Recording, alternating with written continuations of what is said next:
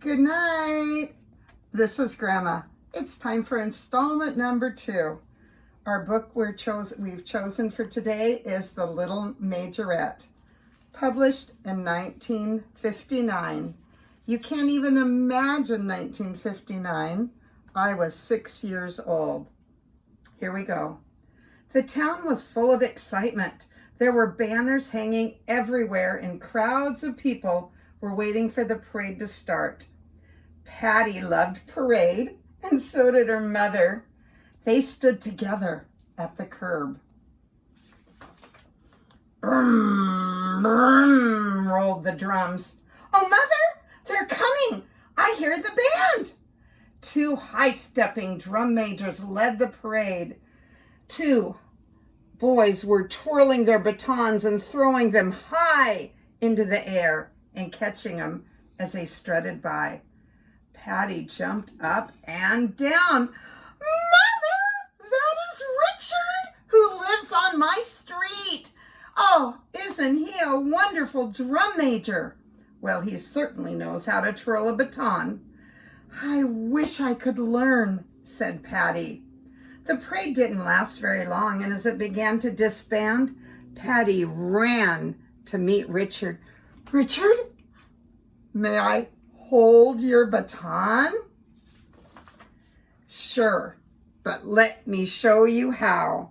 He stood straight with his left hand on his hips, his fingers held close together.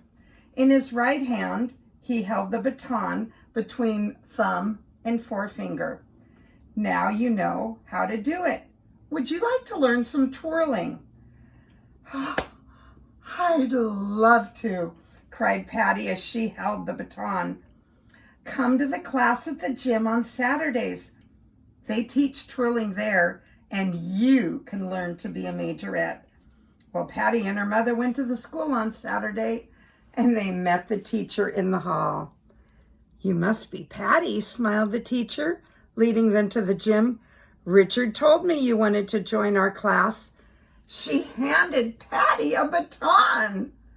Now, before the other children arrive, let me teach you a few steps. Patty held the baton just the way Richard had shown her. Well, that's right, said the teacher. Head up, chest out, back straight, and always use your left foot first. March in position. Left, right, lifting your knees high. I will show you the positions for a salute, the teacher said. This is how Patty looked. This is attention, the beginning of a salute, second position, third position, fourth position, salute, and at ease. The children arrived and began twirling their batons. They threw them up in the air and did all kinds of stunts. Attention, called the teacher. The children lined up for marching. Patty was introduced to the class and fell in line for the marching drill. Everyone follow your leader and do just what she shows you, the teacher instructed. Left, right, left, right. Patty tried to step right with the music, but she had so much to learn.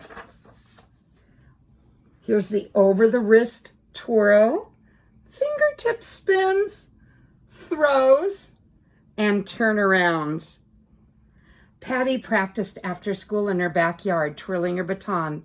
She learned fast how to do the twist twirl, the finger twirl, and the turnarounds, and she started learning how to throw the baton up in the air and catching it. Her dog Skipper watched her practice. Any chance he got, he would pick up the baton when Patty dropped it, and he would run around and around and around with it. Then he would take the baton to Patty and sit up with it in his mouth. Richard practiced with Patty. They worked out a double act, both doing the same twirls together. One day, Mother took Patty shopping. She tried to find out what her mother was going to buy, but it was supposed to be a surprise. They entered a shop that Patty had never been in before. We went to see a parade outfit for a majorette, said Mother softly to the clerk.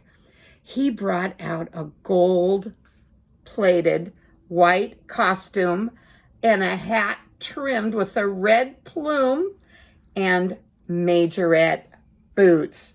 Patty tried on the costume. Then Mother said, Daddy and I thought you should have this outfit because you have worked so hard to learn twirling. One day, Patty and Richard came running into the house with Skipper barking at their heels.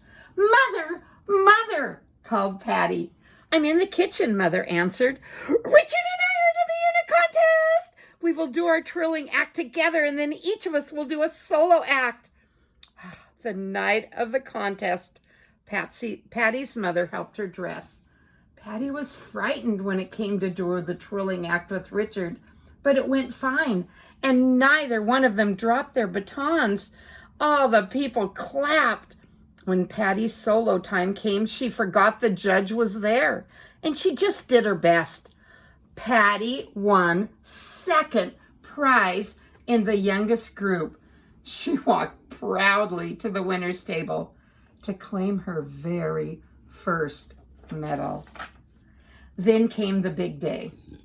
Patty was chosen to perform with the parade. She was the smallest majorette to ever be given this honor. As she strutted and twirled her baton, her medal gleamed in the sun. Mother, Dad, and Skipper watched proudly as their little majorette marched by. And I just want to finish this book by talking about how my mother was. Annie Brenda, who you all know, took a lot of dance classes and things, and I took most of my classes from Annie Brenda, but when I got older, I took organ lessons, and our mom was just like the mom in the Little Majorette book.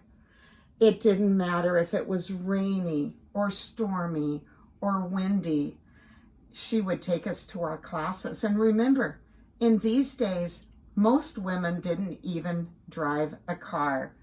I'd like to end up with a picture showing you of my mom and my dad and Annie Brenda and me. I'm a little younger than the classes that I took here, but we'll have more pictures later. Thank you. I love you. Sleep well. Good night.